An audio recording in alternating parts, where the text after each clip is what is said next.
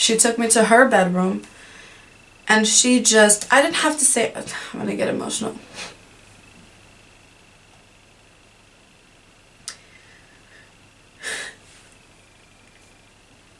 Hey guys, quick no intro. So this is how you join our family here, and this is how you do it. If you want to do it, check it out. Also, we're on Patreon. Thank you guys so much for the support. Peace.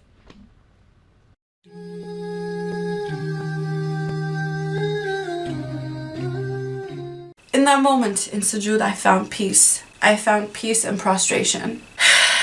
And I was like, what is this? What is this? Who is God? Assalamu alaikum. This is my most anticipated video. Hi guys, welcome back to my channel. I am Sheikha and today I'm going to let you guys in on my Revert story on why I chose Islam. The reason why I'm doing this now, I don't know, I didn't really feel ready to do this on YouTube yet. I don't know why, but I did an interview with the page Muslim. They reached out to me to promote my book, Darkness to Light. The link is in the description if you want to get one. Basically, they interviewed me about the book and had me share the reason why I chose Islam. The interviewer, her name is Hafsa, she did an amazing job. She took notes and wrote a whole article, paragraph by paragraph, and hit every nail right on the head about my story. It even made me realize some stuff and I was like, whoa, okay, yeah, that's how it went down, and I haven't really thought about that in depth, I guess, in that way. Nothing made sense. I was searching for answers, but nothing kind of came to me. I didn't know any Muslims, man. I didn't know any Muslims. There were no Muslims in my circle. I didn't have any Muslim friends, or I didn't even know where to find Muslims. So it, like, Islam or Muslims was like the furthest thing from my mind.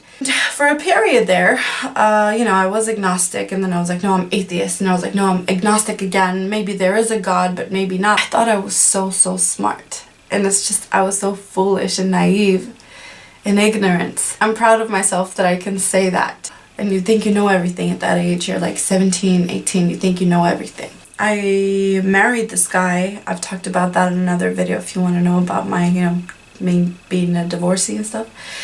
But I married that guy and he was half Moroccan and half Norwegian. I guess he was Muslim too. Muslim, a secular Muslim.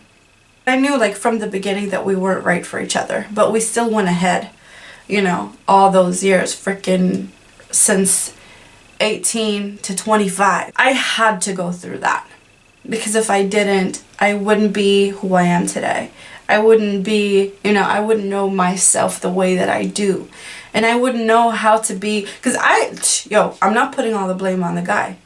Obviously, I was completely, you know, I didn't know anything about being a wife. I didn't know anything about anything, bro. It was just two kids, stupid as hell, just doing what we think is right and following our desires. Basically, I finally came to a place where I thought we were good, you know, and I thought I was good mentally. Finally, after years of being, you know, super depressed, everything, blah, blah, blah. And then all of a sudden, I was happy. I thought I had everything. I felt like I had everything, like materialistically, beautiful beach house, you know, car, a man that I was in love with and that I had fought for so many years, and finally we were in a good place. In my music career that I had fought for so many years, and finally I had my own band. I was getting paid to travel and sing. I stayed in hotels for free. I was on big stages, you know. I don't want to drop any names, but like I was on stage with like a big celebrity that like everyone watching this will know who that is, you know what I mean? And to me that meant that I made it.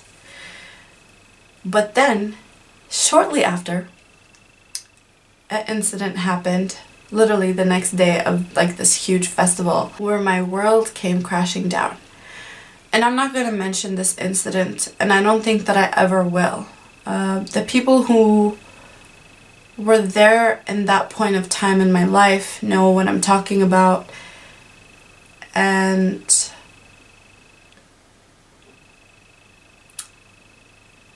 the aftermath of what that did,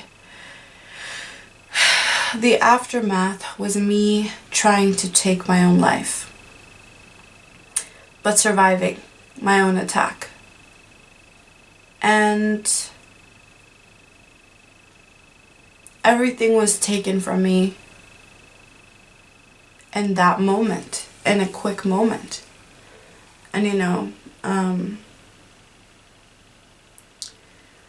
so I called my mom and I said, Mom, I'm dying. Like, you have to help me. I need you to save my life. I don't know what to do at this point. I don't know if I can be saved, but can you please come to me? And she said no. For the first time, she would always run to me. For 8 years, I've been in a problematic life. Almost 10 years living in Oslo, in another city from her. And it was problematic. I was always depressed. I was always, everything. And I was like, Mom, because before that, you have to understand, yes, I had PTSD from my childhood and a lot of issues. But I was a vibrant young lady still.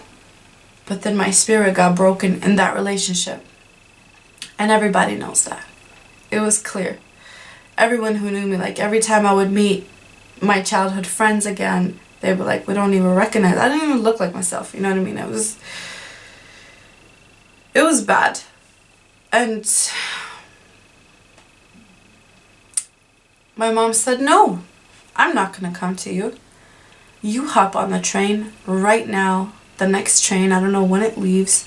Don't bring anything. Just go to this train station and come to my house. I got something for you. And I was like, okay. And at this point, I'm like a zombie. I'm numb, And I got to my mom's house. And right at the door, she tells me to go to the bathroom. She was just like, go to the bathroom. Clean yourself up. I didn't know at the time. Now I know this is something called ghusl, which is like ablution, but after you have your period or after intercourse or something, it's a purification, or like converts also do it when you accept Islam. You go, you take a bath, and like you cleanse yourself, and there's like a ritual. So she told me to do that, and when I got out of the bathroom, she took me to her bedroom, and I didn't have to say, I'm gonna get emotional.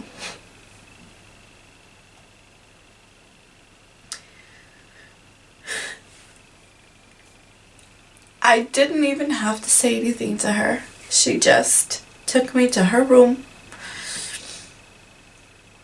and she prayed over me, and she would always say prayers for me. And now I know what that was. That she was reciting something called ruqya, which basically, if you're affected by evil, it's like a Quranic remedy. It's a remedy from the Quran. It's different verses of the Quran that are spiritual remedies. And she did that. And then she put down a mat for me and a gown, like something like this actually, in white, that she got when her sister was visiting from Kurdistan. And she said, stand on the mat, do this with your hands, and repeat the words that I'm saying. And that was a Islamic prayer, salah. And so I did. I said everything she was saying. I didn't understand what I was saying. I don't speak Arabic at all. And then that first moment when I was in prostration, in Sujood, sajda, my forehead and nose, my palms and my toes and my knees are on the ground, and I'm at my lowest physical point and spiritual at this point. and I said, Subhana Rabbi al-A'la. I didn't know what that means. Basically, you're praising the Lord. The greatest Lord, the only Lord, the great Lord, you know what I mean? And in that exact moment, I remember that very, very moment where my life, my pain, everything from my past was, attached to me.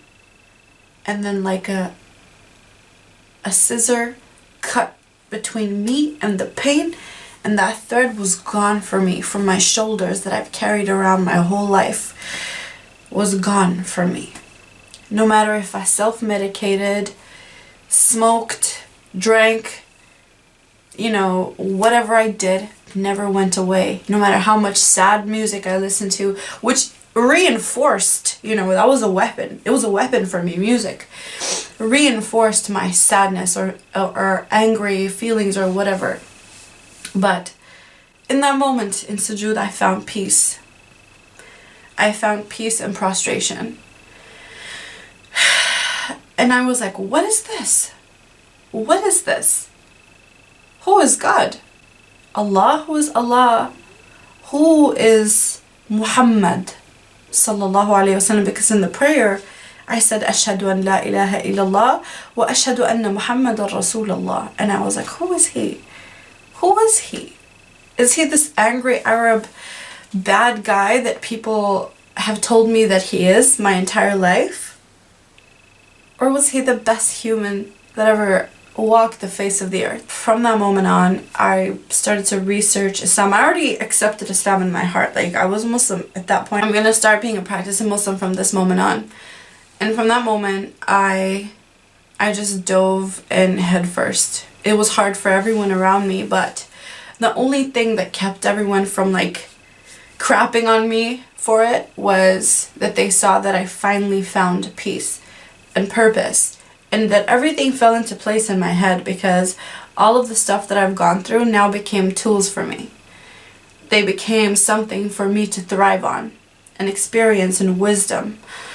And so it began, and it's been 2 years now.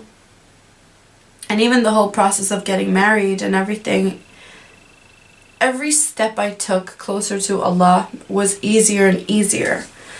And my life since then has been not without trial. That's not what I'm saying.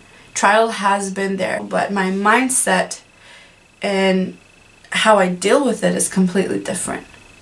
My mindset as a Muslim is, Alhamdulillah, thank you, Allah, for allowing me to go through this, because I know that you have something better planned for me. Whatever I want doesn't matter, because I trust and I know that there's something better coming my way, be it tomorrow, be it in 5 or 10 years, or in the hereafter. So I'm content. And I'm happy with whatever it is that comes my way. I deal with it with Allah and Islam in the center of everything. So, without further ado, Sheikha Gulani is an author and a social media influencer, and here is her Revert story. Her childhood. Sheikha grew up in Norway, in a small town, where all of her friends were Norwegian. She was raised to not stand out and to fit into society. They weren't religious or traditional at all. Islam was something so foreign to her, she spent her early life celebrating Easter and Christmas. Her grandparents were Muslims, but she was never taught about the faith or how to pray. But as a child, Sheikha believed that there was a God. When she was 10 years old, she once told her aunt that she spoke to God every day. Family influences. Sheikha's mother went through many trials, including some difficult tests with her health. This had a huge impact on how Sheikha viewed God, and she described that she felt quite angry, and this led her to detach from her relationship with faith. Her dad was a musician, and her mom was a singer. So naturally, Sheikha began to dabble in the music industry, and also went to university to study acting. Searching for happiness. While at university, Sheikha still found herself searching and not content. She had so much but did not feel the happiness that she was looking so hard for. She described that even as her music career started to take off, she still felt a profound sadness. Sheikha was married before she reverted, and this relationship was only adding to her sadness during this period of her life. The marriage was extremely unjust and it affected her heavily. The culmination of all the difficult aspects of her life led her to contemplating suicide, and she even attempted to take her own life. More than once. Finding faith. At this point, her mother felt that the only solution was to turn to God. Sheikha described that she felt so desperate and numb as her mom instructed her to do ghusl and guided her in how to pray Salah for the first time. Sheikha recalls that she did not know what she was saying, as she recited Surah Fatiha and Surah Ikhlas. But as she put her head into sujood, all her pain from her past was detached from her. She described the feeling like a connection between the past and the current self has been cut and she had been somewhat reborn. Dedicating herself to Islam. That feeling pushed Sheikha to transform her life and fully commit to Islam. She dived into learning about the religion and sharing her journey and understanding of the faith with her followers. Sheikha is now in a happy marriage and she does not hide her faith from the world. She embraces Islam.